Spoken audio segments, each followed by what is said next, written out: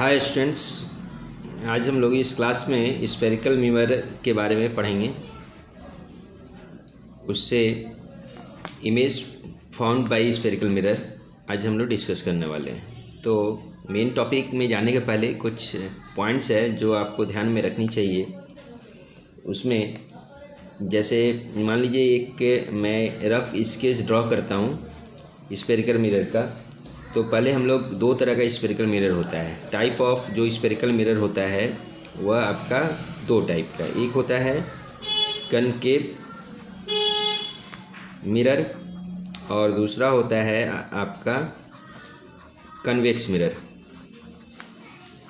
तो पहले मैं आपके सामने कनकेव के बारे में डिस्कस करूँगा, कनकेव मिरर के बारे में। तो पहले हम लोग एक रफ़ स्केच ड्रॉ करते हैं कि इस तरह का मान लीजिए एक कनकेव पार्ट होता है जो अंदर में ही आपका रिफ्लेक्शन होता है। ये रिफ्लेक्शन मीडियम है, मतलब ऊपर से यह पॉलिश किया रहता है ऐसे, और जो भी रेस यहाँ आती है, सपोज ऐसे रे आती है तो ऐसे चली जाती है।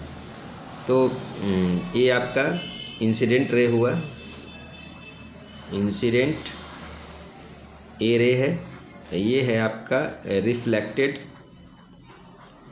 ए रे हुआ। ये कुछ ऐसी चीज़ें हैं जो आपको जाननी चाहिए। कुछ ऐसी चीज़ें हैं जैसे यह जो लाइन आपसे यह पास कर रही है, याद रहे, जैसे मान लीजिए ए बी जो लाइन है तो इसको हम लोग बोलते हैं A B is the principal axis, principal axis, इसको हम लोग प्रिंसिपल एक्सिस। इसके बाद हम लोग इसको एफ पकड़ेंगे, इसको पी पकड़ते हैं, इस पॉइंट को, इसको हम लोग सी पकड़ते हैं। ध्यान दीजिएगा, जो पी इक्वल टू हम लोग बोलते हैं pole of the mirror. Number दूसरा है जो एफ इज ई फोकस, इसको कहते हैं हम लोग, क्योंकि ये सभी टर्म्स आपको जब भी हम लोग डिस्कस करेंगे image found by the spherical mirror तो उसमें यह सभी इम्पॉर्टेंट है। जब तक ये आप समझ नहीं समझिएगा नहीं, तब तक आपको असुविधाएं होंगी। तो ये फोकस है। अब आपका जो सी है ये आपका सेंटर ऑफ कर्वेचर है, सेंटर ऑफ कर्वेचर, ये आपका सेंटर ऑफ कर्वेचर हुआ।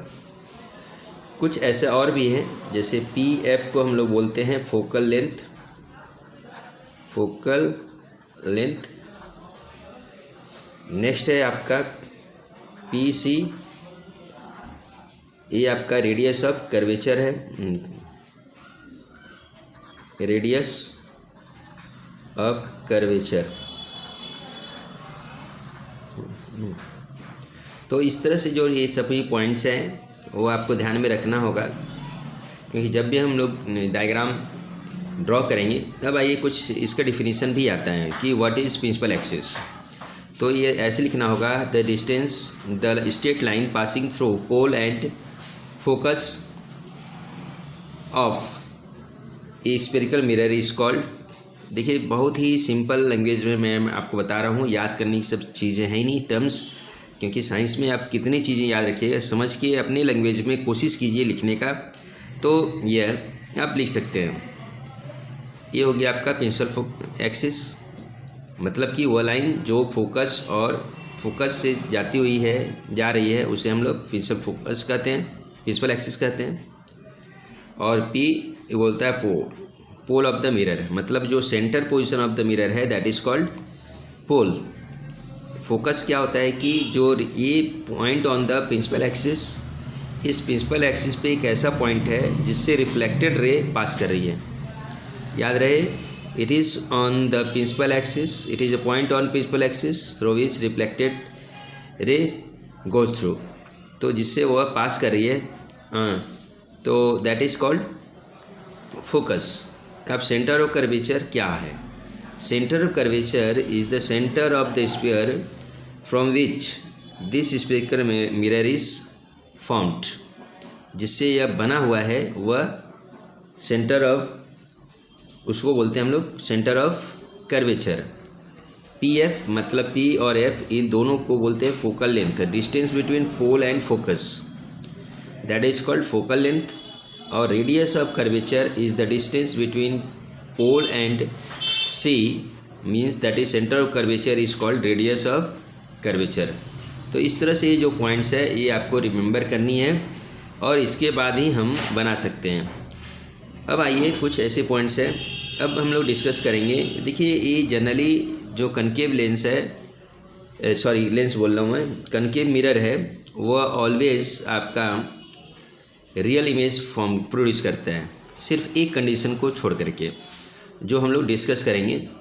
तो पहला जो कंडीशंस हम लोग डिस्कस करने वाले हैं, याद रहे ये सभी चीज़ें आप याद रहे कि जो principal axis, pole of mirror, इसके बाद आपका focus, centre of curvature, PF focal length जिसको बोलते हैं हम लोग फोकल लेंथ, और पीसी जैसे हम जो पीसी यहाँ पे दिया हुआ है रेडियस ऑफ कर्वेचर। इस डायग्राम के अनुसार ये सभी जो पॉइंट्स हैं वो आपको ध्यान में रखना होगा। अब आइए हम लोग डिस्कस करते हैं कि यदि मान लीजिए पहला फर्स्ट कंडीशंस ये जो है क्या है, मतलब कि इमेज जो ऑब्जेक्ट एट मान लीजिए इन्फिनिटी पे हो तो कैसा होगा।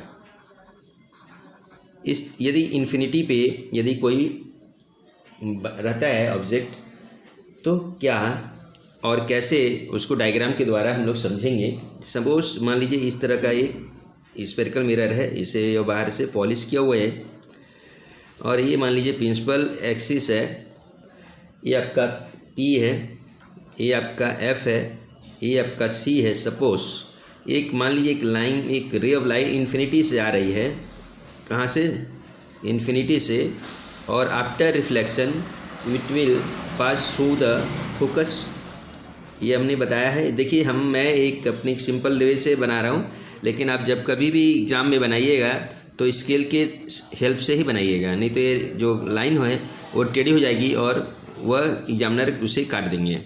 तो इसीलिए जब भी आप बनाइए तो आप कोशिश कीजिए वह स्ट्रेट लाइन रखने के लिए वो आप रूलर या स्केल का यूज़ कीजिएगा।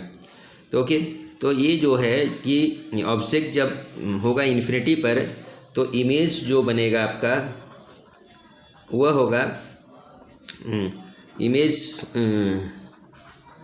प्रोड्यूस्ड कहाँ बनता है, एट फोकस, एट फोकस, ठीक, नंबर 1। दूसरा होगा आपका नेचर इसका होगा image will be real and very small, and very small, बहुत ही छोटा होगा, जिसको हम लोग बोलते हैं डिमिनिश्ड इन साइज, बहुत ही छोटा साइज में यह होगा। तो इस तरह से हम लोग जब भी ऑब्जेक्ट को इन्फिनिटी पे रखते हैं तो उसका जो इमेज बनता है हमारा वह बनता है फोकस के ऊपर, ये ध्यान में रहना चाहिए। और इमेज जो बनेगा वह रियल बनेगा और बहुत ही स्मॉल बनेगा। तो ये आपका कब है, जब ऑब्जेक्ट इन्फिनिटी पर होगा तभी। तो इस तरह का ये रफ स्केच है, आई होप ये क्लियर हुआ होगा। अभी हम लोग नेक्स्ट करेंगे कि object between infinity and centre of curvature, second position है हमारा, क्या है कि अब नंबर 2 पोजीशन के लिए कि इन्फिनिटी बिटवीन, हम लोग लिख देते हैं, शॉर्ट में लिखता हूँ, object between infinity and centre of curvature, centre of curvature. देखिए बहुत ही ध्यान से देखिएगा, इसका डायग्राम ही इम्पॉर्टेंट है और पोजीशन। तो ऑब्जेक्ट हो गया, हम एक फिर लिख रहा हूँ, ऑब्जेक्ट का प्लेस है क्या, इन्फिनिटी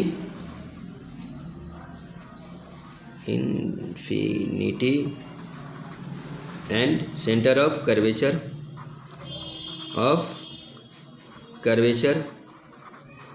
देखिए मैं कोशिश कर रहा हूँ आपको समझाने के लिए, तो ये बिटवीन, सॉरी मैं मिस कर गया यहाँ। अब आता है इमेज कहाँ बनेगा, इमेज बनता है आपका कि फोकस और सेंटर ऑफ कर्वेचर, इन दोनों के बीच में बनेगा। ये सेंटर ऑफ कर्वेचर इन्फिनिटी, ये भी हमारा जो है ये फोकस एंड आपका centre of curvature and focus के बीच में बनेगा। Centre of curvature and focus, ये दोनों के बीच में बनने वाला है। इसका जो नेचर होगा और same side of the object, जिधर वो आपका ऑब्जेक्ट होगा उधर ही रहेगा, ये भी ध्यान में रखना होगा।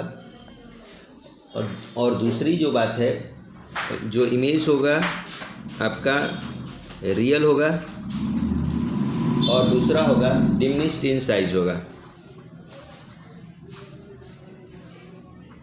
माने बहुत ही, ये भी छोटा ही होगा, माने छोटा स्मॉल जिसको बोलते हैं। अब इसका डायग्राम कैसे होना चाहिए, ये देखिए, डायग्राम जब भी बनाइएगा बहुत ही सोच समझ के बनाना पड़ेगा, तभी आप सही से बना पाएंगे, समझ सकेंगे। इस तरह से बनाइए, इस तरह में कि हमारा ये तो बाहर का ये पॉलिश किया हुआ है, ऐसे एक principal axis by scales draw कीजिएगा। ये आपको ये फोकस लेना है, हमको इन्फिनिटी और ये ऑब्जेक्ट को यहाँ दिखाते हैं।